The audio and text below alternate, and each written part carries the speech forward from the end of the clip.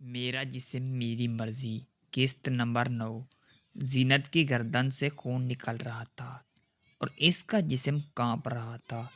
ہاتھ کانپتے کانپتے اس کا ہاتھ اس چاقو کے قریب پہنچا اور اس نے ساتھ میں لیٹے پروفیسر اکرم کے گلے میں گھونپ دیا اور وہ درد سے کانپنے لگا۔ وہ جلدی سے اٹھی، لباس زیب تن کیا اور وہاں سے چلی گئی۔ وہ اپنا سب کچھ لٹا کر جا رہی تھی۔ اس کے قدم گھر کی طرف اٹھنے کے بجائے ایک ہی جگہ پر اٹک رہے تھے۔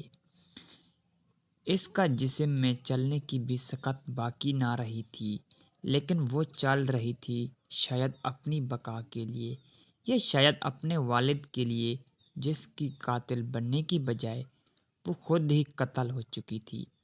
وہ نہیں جانتی تھی کہ ماں باپ کے لیے سب سے بڑا دکھ ان کی اولاد کا کسی بھی لحاظ سے قتل ہو جانا ہے، اور وہ بھی قتل ہو کر آ رہی تھی۔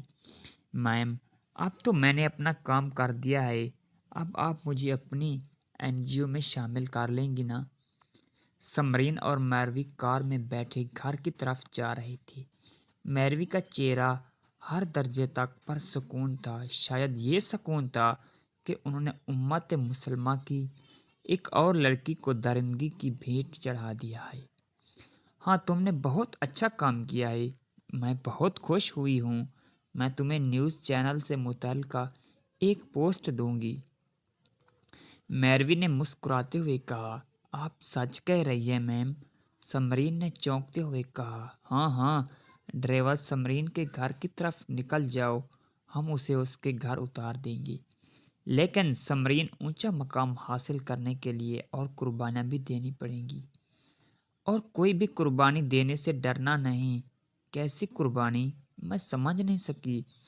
بتاؤ گی؟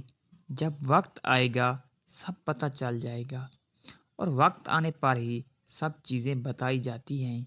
سمرین کی خوشی ایک دم سے مانڈ پڑ گئی، اور وہ میروی کو اور اس شیطانی چہرے کی طرف دیکھ رہی تھی، لیکن وہ اس بات کی گہرائی تک نہیں جا سکی۔ اور یہ ایک حقیقت بھی ہے کہ بہت سی باتوں کے فیصلے صرف وقت ہی کرتا ہے، چاہے وہ فیصلہ برا ہو یا اچھا۔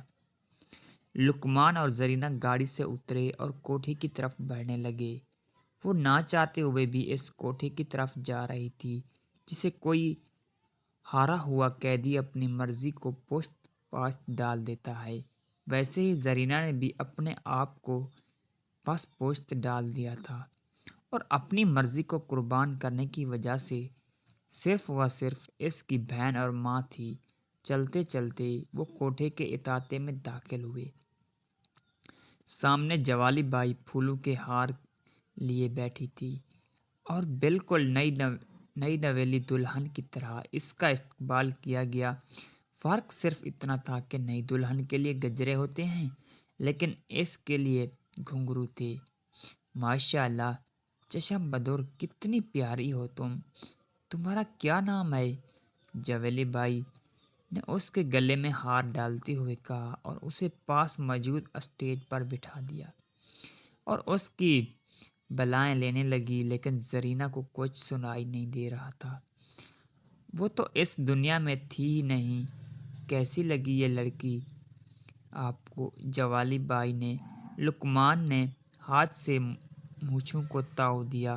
بہت پیاری ہے، تم نے سچ میں ہیرا ڈھونڈا ہے ہمارے لیے، بہت شکریہ اس جیسی نایاب چیز ہمارے حوالے کرنے کے لیے۔ اب تم اپنا وعدہ پورا کر لو۔ جوالی بائی اور حسینہ کو اتنی بھی جلدی کیا ہے؟ پہلے یہ بتاؤ کہ کیا یہ لڑکی ہمارے پاس ہمیشہ رہے گی؟ نہیں نہیں، آپ کا شو تو ویسے بھی رات کو ہوتا ہے، تو یہ رات کے اندھیرے میں آیا کرے گی، اور رات کے اندھیرے میں ہی چلی جایا کرے گی۔ تو ٹھیک ہے لقمان، تم بھی رات کو آ جایا کرنا، حسینہ سے دل بہلایا کرنا، اور پھر یہاں سے صبح ہونے سے پہلے نکل جایا کرنا۔ یہ تم کیا کہہ رہے ہو جوالی بائی؟ یہ میرے لیے ناممکنات ہے۔ میں صرف حسینہ کے لیے ہی نہیں جانے کیسے یہاں آتا ہوں، اور رات کا تو لقمان صاحب، جب یہ لڑکی مکمل ہماری ہو جائے گی تب جا کر ہی تمہیں حسینہ ملے گی۔ میں یہاں صرف اپنی بہن اور ماں کے لیے موجود ہوں، ورنہ میں اس ذلت بھری زندگی سے موت کو ترجیح دے دیتی۔ اس لیے میں صرف رات ہی آیا کروں گی اور باقی دن میں اپنے گھر میں رہوں گی، تاکہ مجھ جیسی لڑکی کی وجہ سے ان کو شرمندگی نہ ہو۔ زرینہ ایک دم کھڑی ہوئی اور چیخ چیخ کر بولنے لگی۔ اگلی قسط دیکھنے کے لیے ہمارے چینل کو سبسکرائب کریں۔